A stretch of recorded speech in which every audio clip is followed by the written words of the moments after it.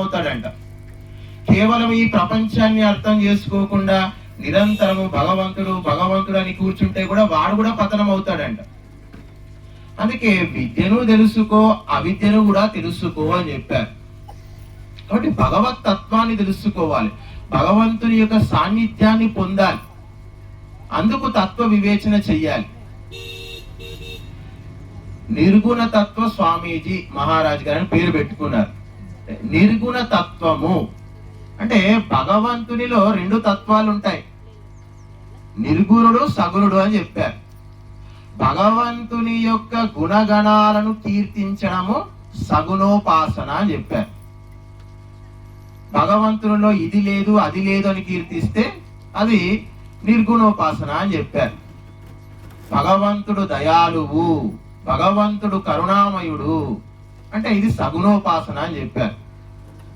ఇక భగవంతుడు నిర్వికారుడు, నిరాకారుడు, అనంతుడు, నిత్యుడు, శుద్ధుడు, బుద్ధుడు, ముక్తుడు, ఇలాంటి భగవంతునికి సంబంధించినటువంటి గుణగణాలను కీర్తించడం ఏదైతే ఉందో ఇదంతా కూడా నిర్గుణమైనటువంటి ఉపాసన అని చెప్తున్నాం. ఇప్పుడు భారతదేశంలో కాశ్మీరు నుంచి కన్యాకుమారి వరకు అంతా కూడా సగుణోపాసన జరుగుతుంది. భగవంతునికి రకరకాల ఆకారాలు సృష్టించి వారిని హిందువులంతా కూడా పూజలు చేస్తూ ఉన్నారు. కానీ వేదాలలో భగవంతుని తత్వం ఏమిటి అంటే భగవంతుని యొక్క గుణగణాలు ఏమిటి? మరి భగవంతుని తెలుసుకోవాలంటే గుడికి వెళ్తే భగవంతుడు తెలుస్తాడా, గురువు దగ్గరికి వెళ్తే తెలుస్తాడా? బాగా గుడి కన్నా గురువు దగ్గరికి వెళ్తే భగవంతుని యొక్క స్వరూపం అనేటువంటిది చాలా చక్కగా చెబుతాడండి. ఇక భగవంతుని ఏ గురువు అయితే సాక్షాత్కారము చేసుకున్నాడో ఇక అతనికి మించి భగవంతుని గురించి ఏ వ్యక్తి కూడా గొప్పగా స్పష్టంగా శుద్ధంగా పవిత్రంగా ఏ గురువు కూడా చెప్పలేదండి. మన ఋషులు మునులు వీళ్ళంతా కూడా ఆ భగవంతుని సాక్షాత్కారము చేసుకొని శాస్త్రాల ద్వారా చెప్పారు. అందుకే భగవంతుని యొక్క తత్వాన్ని తెలుసుకోవాలి అంటే మూలం ఏమిటి అంటే శాస్త్రయోనిత్వాత్ అని చెప్పారు. శాస్త్రమే మూలం అంట. శాస్త్రము వినకుండా వీడు చెప్పింది వాడు చెప్పింది జక్కయ్య బొక్కయ్య మాట్లాడిన విషయాలన్నీ కూడా మనము తలలో జమ చేసుకుంటే భగవతత్వం అనేటువంటిది ఎప్పుడు కూడా మనకు అర్థం కాదు. ఈశ్వరుడు సచ్చిదానంద స్వరూపుడు, నిరాకారుడు, నిర్వికారుడు, అజరుడు, అమరుడు, అభయుడు, నిత్యుడు, పవిత్రుడు, సృష్టికర్త అయి ఉన్నాడు అని చెప్తున్నారు. నిరాకారుడు అంటే భగవంతుని యొక్క గుణం ఏమిటి అంటే నిరాకారుడు అంటే భగవంతునికి ఏ ఆకారము లేదంట. మనం ఎన్నో ఆకారాలు పెట్టుకున్నాం. స్వామి ఆకారం పెట్టుకుంటే లాభం ఏమిటి, పెట్టుకోకపోతే లాభం ఏమిటి అంటే ఎప్పుడైతే భగవంతునికి ఆకారం సృష్టిస్తామో అప్పుడు అతడు ఒక ప్రదేశానికి మాత్రమే పరిమితం అవుతాడు. ఇప్పుడు వెంకటేశ్వరుడు ఉన్నాడు, తిరుపతిలోనే ఉంటాడు. సాయిబాబు ఉన్నాడు, షిరిడిలోనే ఉంటాడు. కానీ వేదాలలో భగవంతుని యొక్క స్వరూపం ఏమిటి అంటే సర్వాంతర్యామి అంటే అందరి మనస్సుల్లో ఉంటాడంట. సర్వశక్తిమంతుడు, అందరికన్నా శక్తిమంతుడు, సర్వాధారుడు అంటే అందరినీ ధరిస్తున్నాడు భగవంతుడే. ఈ సమస్త సర్వం కల్విదం బ్రహ్మ అని చెప్పారు. ఈ సృష్టి మొత్తం అంతటా బ్రహ్మతత్వమే ఉంది, అంతటా భగవంతుడు వ్యాపించే ఉన్నాడు. భగవంతుడు అంతటా వ్యాపించి ఉంటేనే అందరికీ న్యాయం చేయగలుగుతాడు. ఒక చోట ఉండి ఇంకొక చోట భగవంతుడు లేకపోతే ఎవరికి న్యాయం చేయలేడు. అందుకే భగవంతుని ఏమన్నారు, న్యాయకారి అని చెప్పారు. భగవంతుడు అందరి మీద దయ ఉంటుందట. వీడు ముస్లిము, వీడు క్రిస్టియను, వీడు హిందువు, వీడు అమెరికాలో ఉన్నాడు, వీడు చైనాలో ఉన్నాడు, అలాంటి తేడాలు భగవంతునికి ఏమీ ఉండవంట. భగవంతుడు ఇచ్చేటువంటి ఎండ, వాన, చంద్రుని యొక్క వెలుగు ఇవన్నీ కూడా సమస్త ప్రాణులన్నిటికీ కూడా సమానమే. కానీ అందరూ ఏం చెప్తున్నారు, మా భగవంతుడు గొప్ప, మా దేవుడు గొప్ప, మా గుడికి రండి, మా దగ్గరికి మాత్రమే రండి, మా మతమే గొప్పది. మా మతానికి వస్తేనే మీకు ఉన్నతి ఉంది. మత మార్పిడులు చేస్తున్నారు, ఎంతో మందిని కొత్త కొత్త దేవుళ్ళను సృష్టిస్తున్నారు. ఎందుకు చెప్తున్నారంటే మీ మతములో మీ దేవునికి ఏ శక్తి లేదు, మా మతములో చేరండి, మా దేవుని నమ్ముకోండి అని చెబుతూ ఉన్నారు. అంటే ఇవంతా కూడా వ్యాపారము అని చెప్పారు. భగవంతుని కూడా వ్యాపారం చేస్తున్నారు కలియుగంలో. ఎవరికైతే శాస్త్రం పట్ల అవగాహన లేదో, గురువులు చెప్పింది వినలేదో, వేద శాస్త్రాలు చదవలేదో, అలాంటి చదువుకున్న వ్యక్తి సాన్నిధ్యానికి జీవితంలో ఎప్పుడు కూడా వెళ్ళలేదో, అలాంటి వ్యక్తులు ఇలాంటి వ్యక్తులకు బానిసలు అవుతున్నారు. ఇలాంటి వ్యక్తుల చేతిలో వాళ్ళంతా కూడా మోసపోతున్నారు. అందుకే మనమంతా కూడా మనది అయినటువంటి అసలైనటువంటి తత్వాన్ని తెలుసుకోవాలి. తత్వము తెలుసుకుంటేనే మనిషి యొక్క జీవితంలో స్పష్టత అనేటువంటిది వస్తుంది. ఈ యొక్క జడ చేతనమైనటువంటి ప్రపంచాన్నంతటిని సృష్టించింది ఒకే ఒక పరమాత్మ అని చెప్పారు. అందుకే అతన్ని సచ్చిదానంద పరమాత్మ అన్నారు. సత్తు, చిత్తు, ఆనంద స్వరూపము, ఇలాంటి సమస్త గుణాలు ఎవరిలో అయితే ఉన్నాడో అతడే పరమాత్మ అని చెప్పారు. కాబట్టి పరమాత్మ చింతన అనేటువంటిది మనకు అవసరము. పరమాత్మ తత్వం అనేటువంటిది ఈ భూమిలో అంతటా వ్యాపించి ఉంది. మరి ఎందుకు తెలుసుకోలేకపోతున్నాము ఈ పరమతత్వాన్ని? మనం ఎందుకు దూరం అవుతున్నాము అంటే మనమంతా కూడా ఈ భౌతికమైనటువంటి సుఖాలకు బానిసలైపోయామంట. భౌతికమైనటువంటి జీవితానికి అలవాటు పడ్డాం. ఇంద్రియాలకు దాసులమైపోయాము. ఇంద్రియాల వల్ల వచ్చేటువంటి సుఖాలకు ఎట్లా అలవాటు పడ్డామంటే అక్కడ నరమాంసానికి అలవాటు పడ్డ పులిలాగా తయారయ్యామంట. సమస్త మానవ జాతి అంతా కూడా సుఖాలు అనేటువంటి యొక్క షడ్యంత్రంలో చిక్కుకుంది.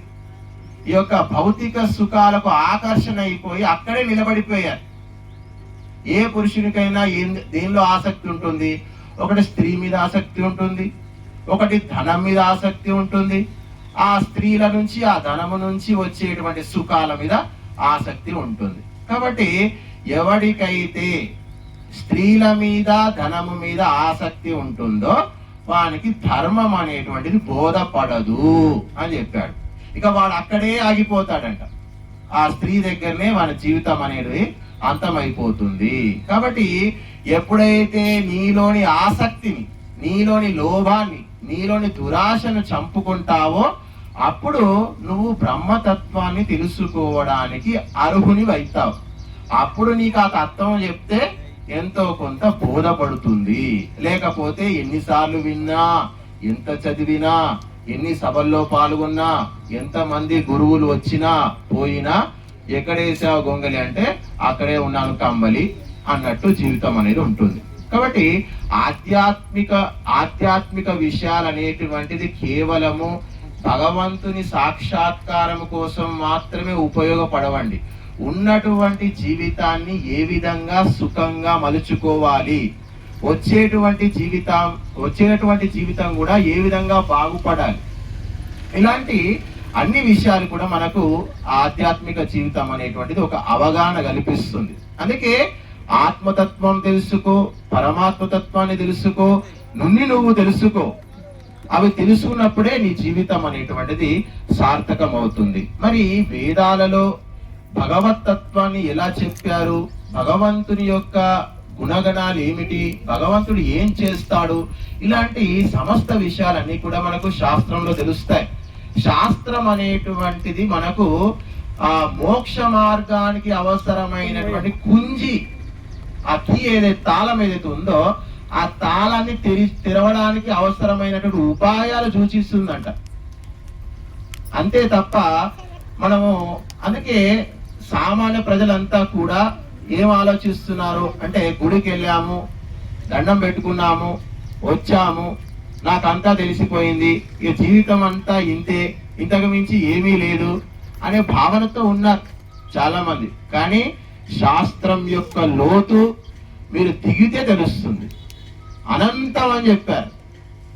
భగవంతుని యొక్క గుణము అనంతుడు అని చెప్పాడు. ఆది అంతము లేనటువంటి తత్వం ఆ భగవంతుని యొక్క తత్వము అని చెప్పారు. కాబట్టి మీరందరూ కూడా నిరంతరము మీ యొక్క లౌకికమైనటువంటి కార్యక్రమాలు చేసుకుంటూ, లౌకికమైనటువంటి పనులు చేసుకుంటూ ప్రతిరోజు ప్రతినిత్యము ధార్మికమైనటువంటి విషయాలు కూడా తెలుసుకోవడానికి ప్రయత్నం చేయాలి. ధర్మం అంటే ఏమిటి, దేశం అంటే ఏమిటి, దైవం అంటే ఏమిటి, ఇలాంటి విషయాల పట్ల కూడా అవగాహన పెంచుకోవాలి. కేవలము మానవ జీవితం వచ్చింది, తిన్నామా, పడుకున్నామా, లేచామా, జీవితం అంటే ఇంతే, అక్కడికే పరిమితం కావద్దండి. మనిషి జీవితం యొక్క లక్ష్యము భగవతత్వాన్ని తెలుసుకోవడం, తిని తాగి జీవితాన్ని గడపడం కాదు. కానీ ఎప్పుడైతే మనము ఈ యొక్క లౌకికమైనటువంటి లంపటాల్లో పడిపోతామో అప్పుడు భగవతత్వం అనేటువంటిది మనకు రుచించదు, చెప్పినా గాని అవగాహన అనేటువంటిది మనకు కలగదు. కాబట్టి తరచు వీలు చిక్కినప్పుడల్లా మీరు నిరంతరము సత్సంగము అనేటువంటి అమృత పానం చెయ్యాలి. ఈ యొక్క ప్రపంచం అనేటువంటి విష వృక్షానికి అమృత ఫలం ఏదైనా ఉందంటే అది కేవలము సత్సంగమే అని చెప్పారు. ఈ ప్రపంచంలో ఉన్నదంతా విషమే అంట, ఒక్క సత్సంగం తప్ప అంతా విషమే అని చెప్పారు. ఒక సత్సంగాన్ని విడిచిపెట్టండి, ఏముంటుంది? ఇద్దరు అమ్మలు కలిస్తే ఏం ముచ్చట పెట్టుకుంటారు, ఇద్దరు అయ్యలు కలిస్తే ఏం ముచ్చట పెట్టుకుంటారు. నువ్వెంత సంపాదించావు, నీ కొడుకుకు నువ్వేమిచ్చావు, నా కొడుకు ఏం చేస్తున్నాడు, నీ కొడుకు ఎంత సంపాదించాడు, నా కొడుకు ఎంత సంపాదిస్తున్నాడు, నీకు ఎన్ని ఎకరాలు ఉన్నాయి, నాకు ఎన్ని ఎకరాలు ఉన్నాయి, మళ్ళీ కొత్త ప్లాట్ ఎక్కడ కొంటున్నావు, కొత్త పొలం ఎక్కడ కొంటున్నావు, కొత్త కారు ఎప్పుడు తెస్తున్నావు, కొత్త ఇల్లు ఎప్పుడు కడుతున్నావు. వీళ్ళు ముచ్చట పెట్టుకుంటే ఏముంటాయి, కొత్త చీర ఎక్కడ కొన్నావు, కొత్త చీరలు ఎక్కడ తెస్తున్నావు, చంద్రహారం బాగుంది ఎక్కడ చేయించుకున్నావు, నగా నట్రా ఎక్కడుంది, ఈ మీ ఆయన ఏం కొని ఇస్తున్నాడు, మీ ఆయన జీతం ఎంత ఇస్తున్నాడా లేదా, ఇలాంటి విషయాలన్నీ కూడా మాట్లాడుకుంటూ ఉంటారు. ఈ జీవితాంతం ఇలాంటి విషయాలతోటి వాళ్ళ జీవితం అంతా గడిచిపోతుంది. ఒక్కరోజు 2 రోజులు కాదది, 80 ఏళ్ళు, 90 ఏళ్ళు, 100 ఏళ్ళు కూడా ఇలాంటి విషయాలే గడిచిపోతుంటాయి వాళ్ళ జీవితం అంతా. దీంతోటే వాళ్ళ జీవితం అంతం కూడా అయిపోతుంది. కాబట్టి ఎప్పుడైతే మనిషి భగవతత్వాన్ని తెలుసుకోకుండా లౌకికమైనటువంటి సాంసారికమైనటువంటి విషయాలు నిరంతరం చింతిస్తూ ఉంటాడో వాడు మరణం పొందుతాడు, భగవతత్వాన్ని వాడు తెలుసుకోలేడు. కాబట్టి మీ అందరి యొక్క అదృష్టం, ఇక్కడ మీ అందరికి కూడా సౌభాగ్యం కలిగింది, భగవతత్వం తెలుసుకునేటువంటి భాగ్యం కలిగింది. రండి, 3 రోజుల వరకు ఈ కార్యక్రమాలు ఉంటాయి. ఇంకా భగవంతుని యొక్క గుణాలన్నీ కీర్తిద్దాం, భగవంతునికి సంబంధించినటువంటి ఎన్నో విషయాలు కూడా మనం తెలుసుకునేటువంటి ప్రయత్నం చేద్దాం. ధన్యవాదాలు.